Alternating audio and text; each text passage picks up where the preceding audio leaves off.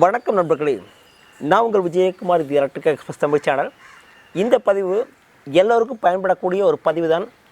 நம்ம வீட்டையோ நம்ம ஆஃபீஸையோ நம்மளோட ஸ்டோரையோ பாதுகாக்கிறதுக்கு பயன்படக்கூடிய ஒரு ஸ்மார்ட் செக்யூரிட்டி கேமரா பற்றி தான் இந்த பதிவு நான் பார்க்க போகிறோம்.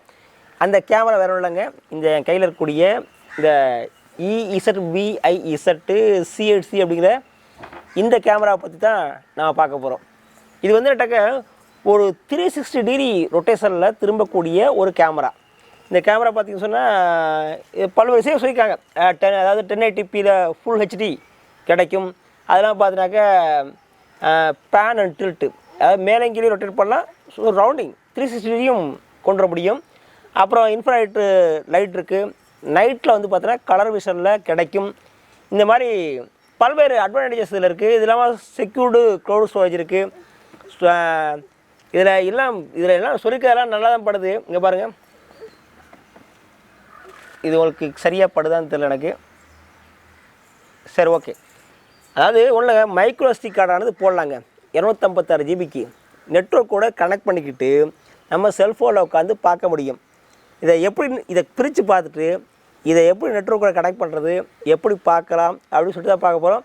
நமக்கு வசதி இருக்குது அப்படின்னு சொன்னால் நான் வாங்கி யூஸ் பண்ணிக்கோங்க, உங்களுக்கு ரொம்ப யூஸ்ஃபுல்லாக இருக்கும். 1029 ரூபா மட்டும் இல்லாமல் நமக்கு இதுக்கு SD கார்டு போடாதாக்க ஒரு 32 64 அதில் வந்து பார்த்தா 256 வரை மெமரி கார்டு வந்து இதை போட வேண்டியிருக்கும். அதையும் மனசு வச்சுக்கோங்க. அடுத்ததாக நமக்கு நெட்வொர்க் அவசியமாக தேவை. நெட்வொர்க் இருந்தால் மட்டும்தான் நம்மளால் கனெக்ட் பண்ணி செல்ஃபோனில் பார்க்க முடியும். அப்படின்னு சொன்னாக்க இதை இன்பில்டாக நம்ம மைக்ரோ SD கார்டு போடுறோம் இல்லையா, அதில் ஸ்டோராக இருக்கும். அதன் மூலமாக நம்ம பார்க்கலாம். சரியாங்க, அவ்வளோதான் மேட்ருங்க. வாங்க இதை பிரித்து பார்த்துருவோம். இதில் உள்ள என்னென்ன கொடுத்துருக்காங்க ஏற்கனவே பிரித்து நான் பார்த்துட்டேன் நான். இருந்தாலும் பிரித்து பார்ப்போம் என்னென்ன கொடுத்துருக்காங்க, இதை எப்படி கனெக்ட் பண்ணுறதுங்கிறத ஃபுல்லாக பார்ப்போம். செக்யூரிட்டிக்காக, நம்ம வீட்டோட செக்யூரிட்டிக்காக கொஞ்சம் கூடுதலாக கூட செலவு பண்ணலாம்னு நினைக்கிறேன் நான். 360 டிகிரி எங்கிட்ட வேணால் சுற்றி பார்க்கலாம். அவுட்டோர்லேயும் ஃபிக்ஸ் பண்ணலாம், இன்டோர்லேயும் ஃபிக்ஸ் பண்ணலாம். ரைட், ஓகேங்க. உள்ளே போய் பார்க்கலாமாங்க? ரைட். இப்போ நம்ம இதை அன்பாக்சிங் பண்ணி என்னென்னலாம் இதில் இருக்குது அப்படின்னு சொல்லிட்டு பார்த்துடலாம். இந்த ezviz CHC ஸ்மார்ட் ஃபோன் கேமராவை unboxing. Right, okay.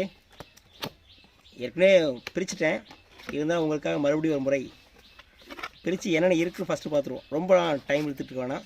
Right, okay. இங்கே பாருங்கள், இதில் ஒரு யூசர் ஐடி கொடுத்துருக்காங்க.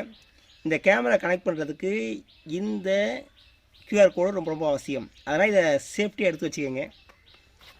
இதில் இந்த கேமராவானது கொடுத்துருக்காங்க.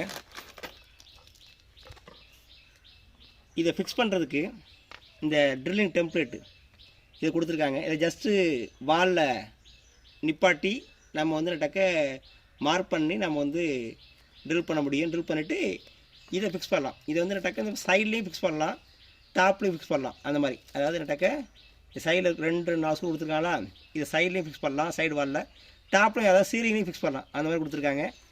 இதுதான் அந்த கேமராங்க, பார்த்துக்கோங்க.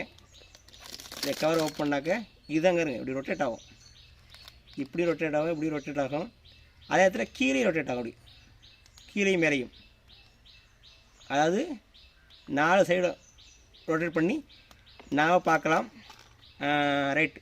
இதில் வந்து நட்டக்க இங்கே வந்து நட்டக்க இந்த இடம் பாருங்கள், கீழே இந்த கீழே பார்த்து சொன்னாக்க ஒரு சின்ன பட்டன் கொடுத்துருக்கான் பாருங்கள், ரீசெட் பட்டன். இதை வந்து நட்டக்க 10 செகண்ட் தொடர்ச்சியாக சப்ளை கொடுத்துட்டு, இதில் சப்ளை கொடுத்துட்டு 10 செகண்ட் தொடர்ச்சியாக பிடிச்சிருந்தாக்க ரீசெட் ஆகிடும். இந்த ஸ்க்ரூ கொடுத்துருக்கான் பாருங்கள், இந்த ஸ்க்ரூவை கழட்டிட்டு இன்சைடில் நாம் SD கார்டை போடலாம். அதாவது மெமரி கார்டு இருக்கு இல்லையா, அதை போட முடியும். அப்புறம் வந்து இது பார்த்தீங்கன்னா தெரியாதில்ல, இது பவர் சப்போர்ட் கொடுக்கறதுக்கான இடம். இது வந்து நட்டக்க நாம் இது வந்து IP கேமரா. அதனால் நாம் வந்து நட்டாக்க RJ45 பின் அடித்து கொண்டு வந்து லிங்க் பண்ணிட்டாக்க நாம் DBA இது NVRல நம்ம ஃபிக்ஸ் பண்ணிக்கலாம், கனெக்ட் பண்ணிக்கலாம். அந்த மாதிரியும் கொடுத்துருக்காங்க. வீடுகளுக்கு யூஸ் பண்ணும்போது உங்கள் வீட்டில் ரவுட்டர் இருக்குன்னு சொன்னாக்க ரவுட்டர்லேருந்து ஒரு RJ45 பின் அடித்து கொண்டு வந்து இதோட டேட்டா லிங்க் பண்ணிட்டால் போதும், நாம் கனெக்ட் பண்ணிக்கலாம். அல்லது வைஃபைலையும் கனெக்ட் பண்ணலாம். இப்போது நம்ம வைஃபையில் கனெக்ட் பண்ண தான் பார்க்க போகிறோம். ரைட். இதில் SD கார்டு போகிறது அவரும் பேசிக்கிறாங்க. இப்போ இதை சப்ளை கொடுத்து வைஃபையில் கனெக்ட் பண்ணி இது ஒர்க் பண்ணுறதை நம்ம பார்க்கலாம். சரியாங்க, ஓகே. பார்க்குறதுக்கே சூப்பராக இருக்குது. இன்டோர் அவுட்டோர் ரெண்டுலையும் ஃபிக்ஸ் பண்ணலாம். வேறு என்ன கொடுத்துருக்காங்க பார்த்துருவோமா? அப்படியே நேராக உள்ளார போய் பார்த்தாக்க ஸ்க்ரூ அடிக்கிறதுக்கு ஸ்க்ரூ கொடுத்துருக்காங்க. உள்ளார வந்து நட்டக்க ஒரு சார்ஜிங் அடாப்டர் கொடுத்துருக்காங்க.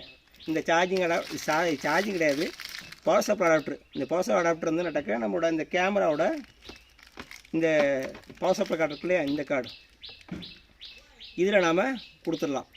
கொடுத்துட்டா போதும், இது ஒர்க் பண்ணுறதுக்கு வைஃபையில் ஒர்க் பண்ணுறதுக்கு ரெடி ஆகிடும். இது வந்து நட்டக்க நம்மகிட்ட பியூர் சுவிட்ச் இருந்துச்சுனாக்கா ஸ்ட்ரைட்டாக இதில் மட்டும் பவர் சப்ளை டேட்டா பிரிண்ட் பண்ணால் போதும், ஒர்க் பண்ணும். ஒருவேளை பியூர் சுவிட்ச் இல்லை, நார்மல் சுவிட்ச் தான் இருக்குன்னு சொன்னாக்கா சுவிட்ச்லேருந்து RJ45 அடித்து இதில் லிங்க் பண்ணிவிட்டு பவர் சப்ளை வந்து நட்டக்க இங்கே கொடுத்துட்டா போதும், இதை கொடுத்தா வேலை செய்யும். ரொம்ப ஈஸியாக இன்ஸ்டால் பண்ணலாம், ரொம்ப ஈஸியாக கனெக்ட் பண்ணலாம். ஓகே ரைட், அடுத்தது இதை கனெக்ட் பண்ணுற பார்ப்போம். இப்போ நம்ம இந்த பவர் சப்ளை அடாப்டர் மூலமாக இதற்கு பவர் சப்ளையை நாம் கொடுத்துக்கலாம்.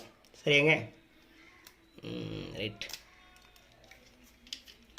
ஜஸ்ட்டு இது வந்து 12 வோல்ட் டிசி சப்ளை. ஜஸ்ட்டு பின் பண்ணிட்டு சப்ளை கொடுத்துக்குவோம். சுவிட்சை போட்டுக்கலாமாங்க? ஆம்னேஜ்.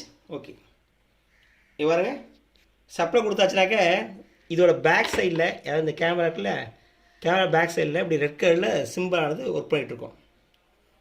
தெரியுது அவங்க ரெட் கலர் சிம்பிள்? கிட்ட வந்து காட்டுங்க. ரைட், ஓகே, சிம்பிள் காட்டும். இப்போது இதை நம்ம ரீசெட் பண்ணிக்கலாம். அதாவது நட்டக்கா இது வந்து ரெட் கலரில் இருக்கா, இது மாறி ப்ளூவாக மாறும்.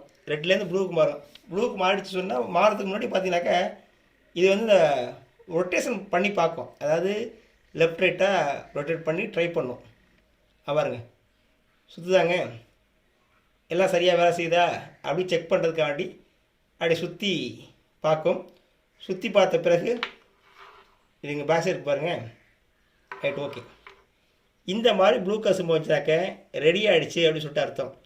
இப்போ நமக்கு தேவை வந்துட்டாக்க ஏற்கனவே இதை நான் ரெடி பண்ணி கனெக்ட் பண்ணி ஆன் பண்ணி செக் பண்ணிட்டேன்.